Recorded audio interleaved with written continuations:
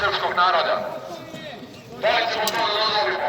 Ili ćemo da kažemo otvoreno, pustite nas da se čuje drugačije mišljenje. Nećemo da slušamo ljudi koji nam govore da je Kosovo izgubljeno, da treba da ga se odreknemo, da ćemo dobiti vize i ostale kritarije i pomoći. Bravo!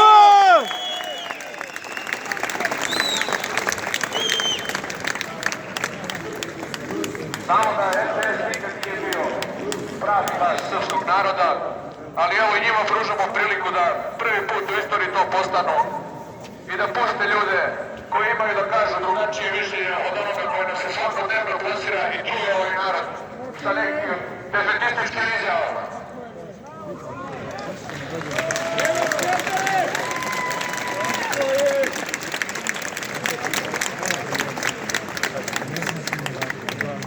Samo ćemo da im pošaljemo, da zamolim da jednom odpevamo, da im pošaljemo jasnu i glasnu poruku. Kosovo je Srce Srbije! Srce Srbije! Srce Srbije!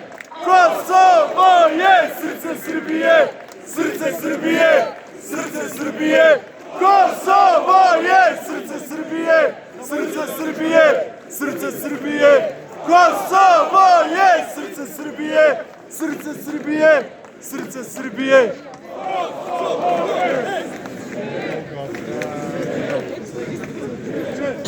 Braće i sestre, ostaje mi samo da vam se još jednom zahvalim što ste došli u ovolikom broju i pozivam da sledeće nedelje na isto mesto, isto vreme, da se okupi još više nas i da pošaljemo još jasniju i glasniju poruku.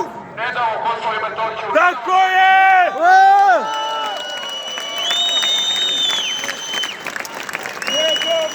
Kosovo! Ne damo! Kosovo! Ne damo! Kosovo! Ne damo! Kosovo! Ne damo! Kosovo! Ne damo! Kosovo! Ne damo! Kosovo!